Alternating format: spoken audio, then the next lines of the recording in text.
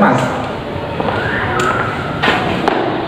Assalamualaikum warahmatullahi wabarakatuh. Perkenalkan, nama saya Fathur Rozi, calon guru penggerak angkatan ke-7 dari Kota Pekalongan, Jawa Tengah.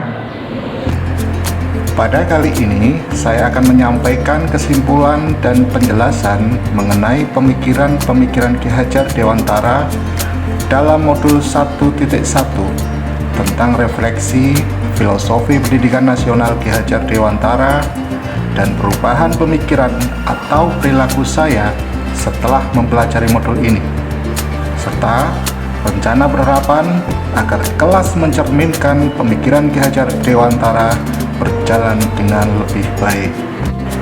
Baik, kita mulai dengan kesimpulan dan penjelasan mengenai pemikiran-pemikiran Ki Hajar Dewantara dalam modul 1.1 tentang refleksi filosofi pendidikan nasional Ki Hajar Dewantara. Kesimpulan yang dapat diambil ketika saya mempelajari modul 1.1 diantaranya adalah Ki Hajar Dewantara memberikan pemikirannya tentang dasar-dasar pendidikan. Menurut Ki Hajar Dewantara, pendidikan bertujuan untuk menuntun segala kodrat yang ada pada anak-anak agar mereka dapat mencapai keselamatan dan kebahagiaan yang setinggi-tingginya. Pendidikan itu hanya dapat menuntun tumbuh atau hidupnya kekuatan kodrat yang ada pada anak-anak agar dapat memperbaiki lakunya, hidup, dan tumbuh kekuatan kodrat anak. Pengajaran adalah bagian dari pendidikan. Pengajaran merupakan proses pendidikan dalam memberi ilmu kecakapan hidup anak secara lahir dan batin. Sedangkan pendidikan memberi tuntunan terhadap segala kekuatan kodrat yang dimiliki anak agar ia mampu mencapai keselamatan dan kebahagiaan yang setinggi-tingginya, baik sebagai manusia maupun sebagai anggota masyarakat. Ki Hajar Dewantara memiliki keyakinan bahwa untuk menciptakan manusia Indonesia yang beradab, maka pendidikan menjadi salah satu kunci utama untuk mencapainya. Dengan demikian, dapat disimpulkan pendidikan dan pengajaran tidak dapat dipisahkan.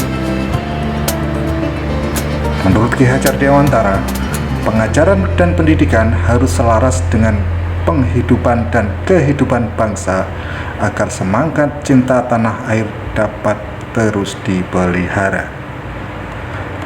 Ki Hajar Dewantara menekankan agar pendidikan selalu memperhatikan kodrat alam, kemerdekaan, kemanusiaan, kebudayaan, dan kebangsaan.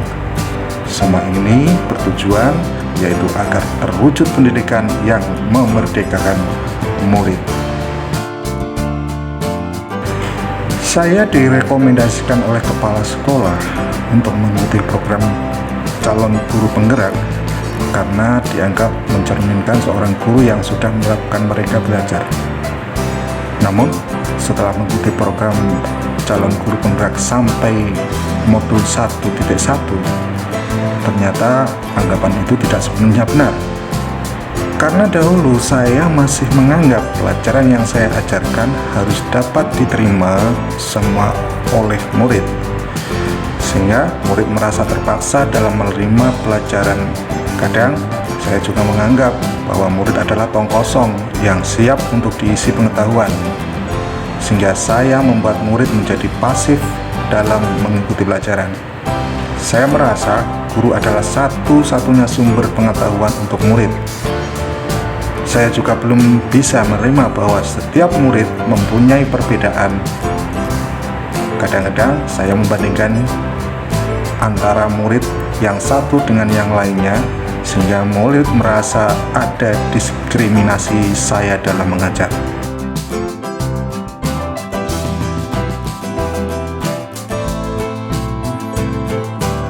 Namun saya sekarang sudah berproses dalam perubahan. Setelah mengikuti diklat modul 1.1 bersama fasilitator dan instruktur calon guru penggerak, mengajar menjadi lebih menyenangkan. Saya sadar bahwa memaksa murid untuk paham betul dengan materi yang kita ajarkan adalah kesalahan yang mendasar. Murid adalah individu yang merdeka, tidak boleh dipaksa. Murid memiliki kebebasan untuk mengatur kehidupannya dengan tetap sejalan dengan aturan yang ada di masyarakat. Namun sebetulnya yang mereka butuhkan adalah tuntunan, motivasi, dan teladan dari saya. Saya mengajar bukan di zaman saya sekolah yang belum dapat mengakses internet dengan mudah.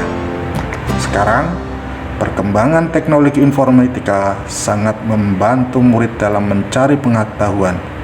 Bisa saja terjadi ketika mengajar, murid bertanya dengan pertanyaan yang belum diketahui jawabannya oleh guru. Sekarang ini, murid dengan sangat mudah menikmati internet dan berlangganan koran ataupun majalah. Tak dapat dipungkiri, media pembelajaran yang saat ini sangatlah luas dan kekinian. Jika saya sebagai guru tidak mengupgrade diri secara terus-menerus, bukan tidak mungkin jika murid akan lebih pandai daripada saya, sehingga saya mulai saat ini menerapkan mengajar sesuai dengan zamannya. Setiap peserta didik memiliki perbedaan yang unik. Mereka memiliki kekuatan, kelemahan, minat, dan perhatian yang berbeda-beda. Latar belakang keluarga, latar belakang sosial, ekonomi, dan lingkungan membuat peserta didik berbeda dalam aktivitas, kreativitas, intelijensi, dan kompetensinya. Sekarang, saya sudah memahami dan menerima perbedaan itu dengan cara menggunakan metode pembelajaran yang dapat memadukan beberapa karakter yang menonjol dari semua murid di kelas, memperlakukan murid secara adil, dan memberikan motivasi untuk membangun karakter murid dari yang belum mampu menjadi mampu, dari yang belum paham menjadi paham. Sehingga kedepannya saya akan merancang dan melakukan asesmen diagnosis awal untuk mengetahui profil murid saya di kelas. Merancang pembelajaran sesuai dengan hasil asesmen diagnosis yang telah saya lakukan, membuat kesepakatan belajar di kelas, tidak memberikan hukuman yang tidak mendidik kepada siswa, mengenali siswa dan latar belakangnya dengan cara home visit, dan memberikan pembelajaran yang menarik bagi siswa.